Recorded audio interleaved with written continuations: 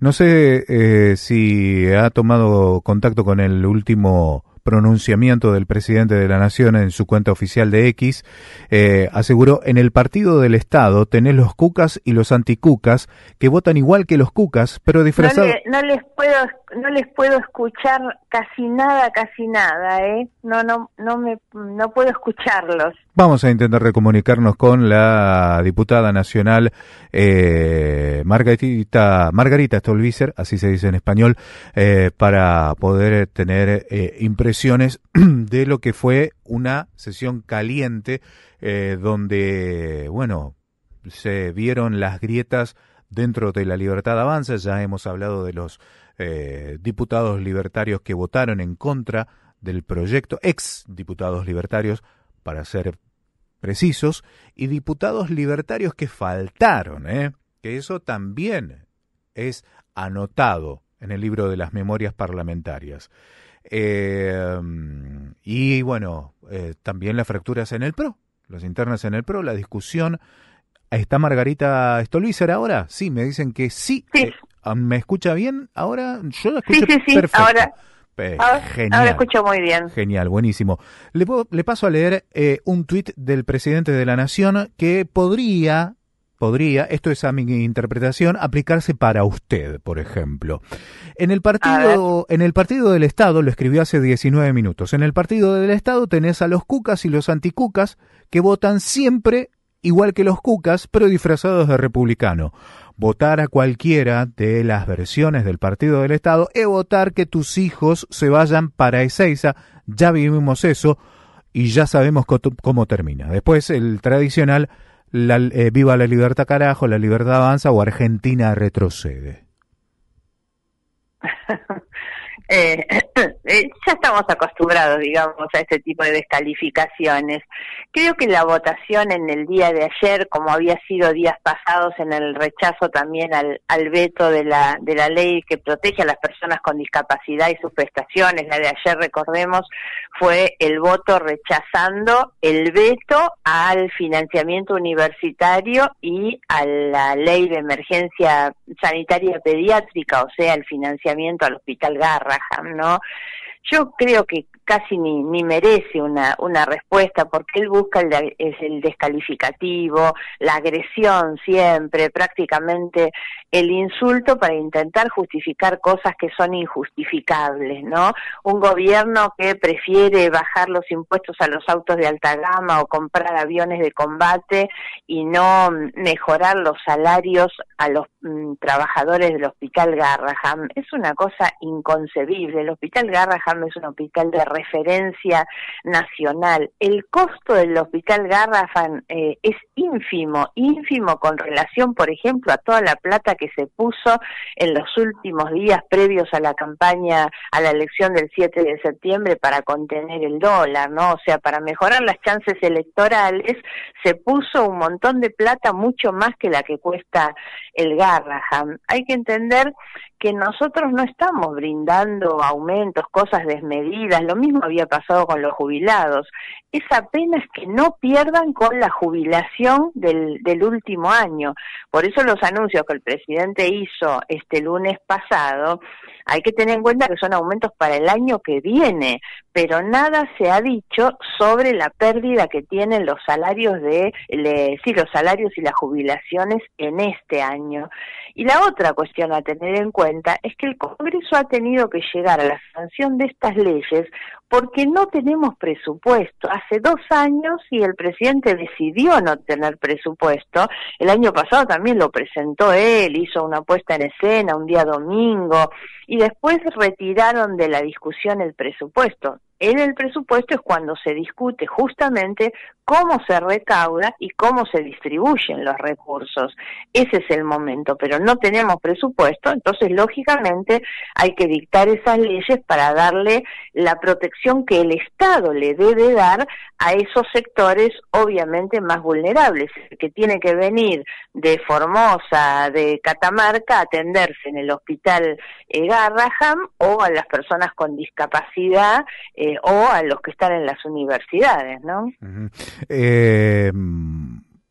Caputo también acaba de tuitear, sabemos a esta altura que lo que están tratando es voltear al presidente que salvó al país de caer en la peor crisis de su historia. Yo estoy notando a un Caputo mucho más envalentonado. Lo digo puntualmente por el caso... Sí. Claro, que lo conocemos a Caputo, era un hombre que recatado, casi rayando, callado, sí. Totalmente rayando con la timidez directamente. Y ayer, con ese cruce en el que quedó realmente expuesto con Jacobiti, bueno, nada, no deja de sorprenderme. ¿Hay intenciones golpistas en este entramado de vetos rechazados que por otra parte terminan siendo históricos?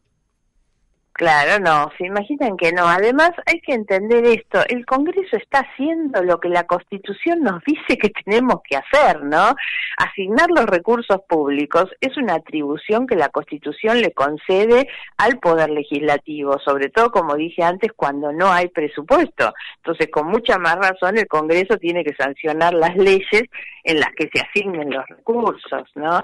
Si algo nosotros como bloque, sobre todo nuestro bloque Encuentro Federal, hemos demostrado es un compromiso con las instituciones de manera permanente, hemos acompañado en muchas cosas al gobierno, sobre todo en su inicio, pero las cosas que está haciendo este gobierno ahora son imposibles de acompañar, nunca pensando en una cuestión golpista. La verdad es que nosotros, nadie más interesado porque el presidente termine su mandato, lo haga normalmente, y tener la opción de competir y de ganarle, porque de eso se trata la democracia. Este hombre no entiende a veces que vivimos en un Estado de Derecho, con división de poderes, en un sistema republicano, y en una democracia donde el valor más importante es la diversidad, es la pluralidad, ¿no? Y el respeto, obviamente, siempre por las ideas distintas. Guillermo Francos, a la hora de defender los vetos, argumentaba y lo puso por el caso como caso testigo a el caso de la ley de discapacidad, la emergencia en salud de discapacitados, que no había fundamentos o en los proyectos de ley no había fundamentos financieros de cómo tenía que distribuir el Estado argentino los recursos a fin de reparar estos agujeros o vacíos o déficits atencionales. En este caso, el de la ley de emergencia para la pediatría y financiamiento de universidades, ¿qué herramientas brinda el Congreso al Ejecutivo Nacional?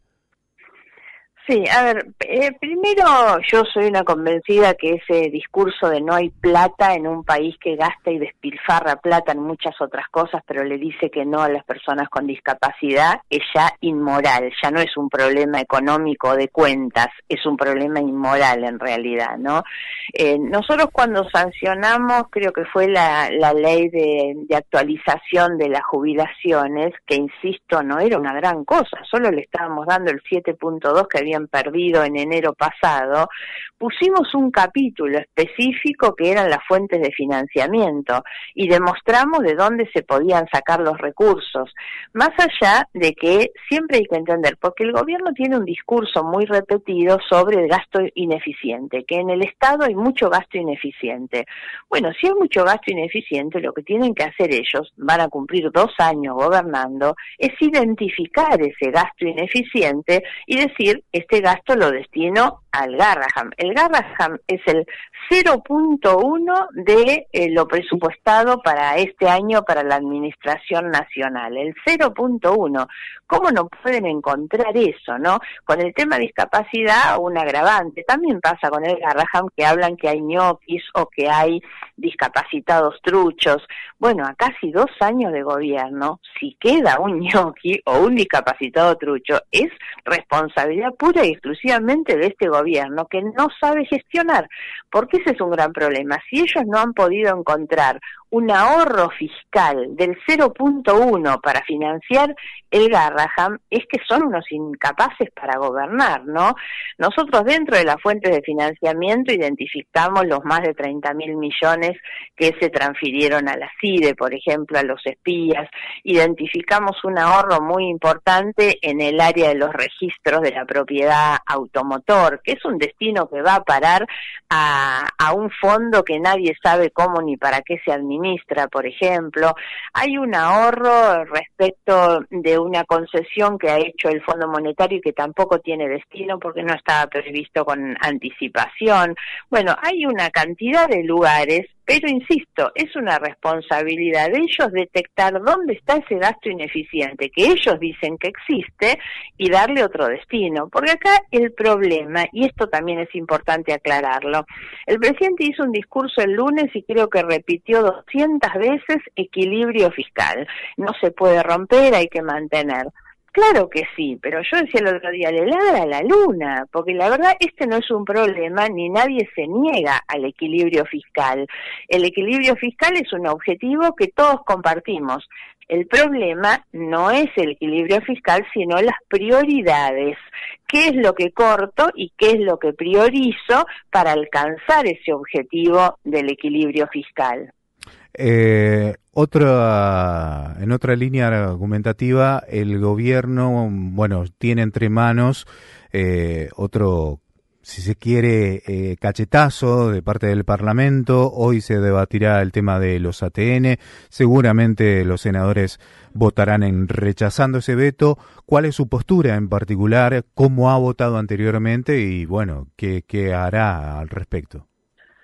No, he votado a favor de esa ley, por supuesto, que es una ley que lo que busca es sacarle discrecionalidad al Poder Ejecutivo para que, de acuerdo a las normas que tiene, los parámetros, los indicadores de la ley de coparticipación, los adelantos del Tesoro Nacional, esos son los ATN, se distribuyan proporcionalmente en las provincias, porque esta es una práctica no de este gobierno, de muchísimos años y de muchos gobiernos, una práctica muy mala. Por eso no tenemos una ley de coparticipación actualizada, porque el manejar esos recursos de manera discrecional ha sido siempre una fuente de poder para el Ejecutivo, que es el que sale y hace lo que yo le llamo el clientelismo VIP, el clientelismo institucional, ¿no? Te doy a cambio de tus votos, pero no lo hacen con los más pobres, como es el clientelismo que conocemos, lo hacen con intendentes, gobernadores, legisladores, y esa es una forma de reparto realmente muy perversa. Entonces nosotros decimos, ese es dinero de plata coparticipable, bueno, que vaya a la ley de coparticipación y se distribuya de manera equitativa, transparente, previsible, no discrecional. Cada uno tiene que saber cuánto es lo que le toca y el gobierno nacional debe repartir con ese sentido federal, ¿no? Ya hubo ayer reuniones de comisión para tratar los presupuestos. ¿Participó de alguna? ¿Qué impresiones tiene de las primeras discusiones? Ayer no, yo no conozco ninguna reunión, no integro la comisión de presupuesto, pero ayer no hubo, ayer tuvimos sesión todo el día, hasta la noche. No hubo, reuniones previas para la discusión del temario, perdón, me equivoqué, disculpe, error mío. Claro. Stolbizer, le agradezco muchísimo la posibilidad de conversar con usted, ha sido muy amable, que tenga buen día, muchísimas gracias. Al contrario, gracias por la comunicación, buenos días.